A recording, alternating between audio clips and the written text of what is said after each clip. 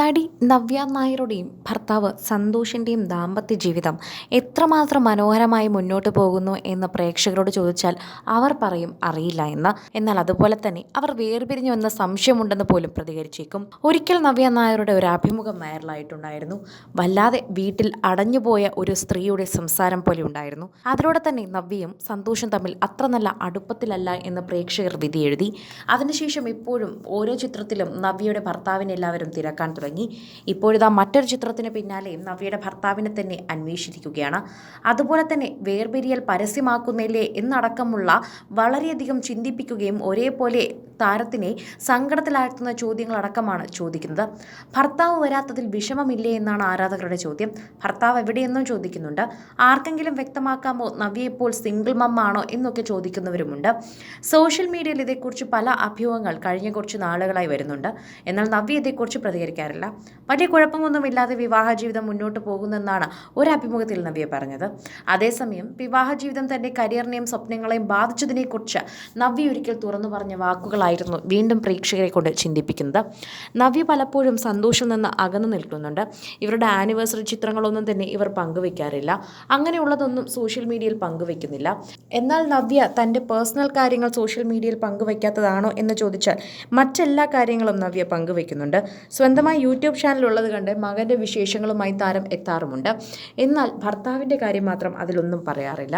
സന്തോഷ് എന്ന വ്യക്തിയെക്കുറിച്ച് ഓർക്കാത്ത പോലെയാണ് ചില സമയം നവ്യ സംസാരിക്കുന്നത്. UPSC നേടണമെന്ന ആഗ്രഹമായിരുന്നു തനിക്കുണ്ടായിരുന്നത്.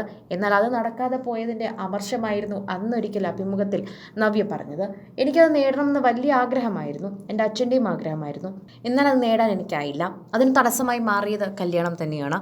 കല്യാണം കഴിഞ്ഞതോടെ നീ നിനക്ക് വേണമെങ്കിൽ പൊക്കോ എന്നുള്ള രീതിയായി. കുഞ്ഞിനെ നോക്കാൻ പറ്റുമെങ്കിൽ നീ ജോലി ചെയ്തു എന്നായി. എന്നാൽ അവനെ നോക്കാൻ പറ്റില്ല എന്നെല്ലാവർക്കും അറിയാം. അവനെ ഏറ്റെടുക്കാൻ ഉൾപ്പെടെ ആരും തയ്യാറായിരുന്നില്ല. അവനെ ഞാൻ ജോലിക്ക് പോകുന്ന സമയത്തെങ്കിലും നോക്കാൻ എനിക്ക് ഏൽപ്പിക്കാൻ എവിടെയും ആകുമായിരുന്നില്ല. അങ്ങനെ ആരും എന്നെ പിന്തുണയ്ക്കാതെയായി. അങ്ങനെയാണ് എനിക്ക് സിവിൽ സർവീസ് എന്നൊരു മോഹം അവിടെ പാതി വഴിയിൽ വെച്ച് നശിപ്പിക്കേണ്ടി വന്നത്. അതിലെനിക്ക് നല്ല സങ്കടമുണ്ട്. എനിക്കൊരിക്കലും തീരാത്ത വിഷമമുണ്ട്. ആ രീതിയിൽ തന്നെയുള്ളൂ ഞാൻ ആ വിഷയത്തെക്കുറിച്ച് കാണുകയുള്ളൂ. ഇന്നും സിവിൽ സർവീസ് കിട്ടിയെന്ന് പറഞ്ഞ് ആരെങ്കിലും മെസ്സേജ് അയക്കുകയോ ആരെങ്കിലും കാര്യം പറയുകയോ ചെയ്താൽ എനിക്ക് സങ്കടമാണ്. കാരണം എനിക്ക് നേടാൻ പറ്റിയില്ല. എനിക്ക് വളരെയധികം വിഷമമുണ്ടാക്കുന്ന കാര്യമാണ്.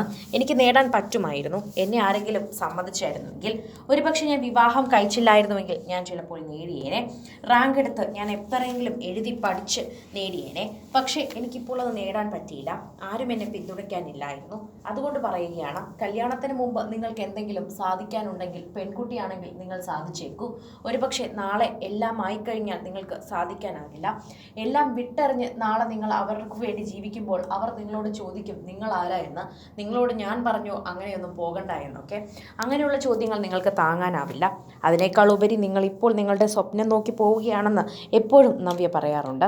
കൂടുതൽ സിനിമ, സീരിയൽ, ചാനൽ വാർത്തകൾക്കും നിങ്ങളുടെ പ്രിയപ്പെട്ട താരങ്ങളുടെ എക്സ്ക്ലൂസീവ് അഭിമുഖങ്ങൾക്കുമായി സബ്സ്ക്രൈബ് ചെയ്യാൻ മറക്കല്ലേ.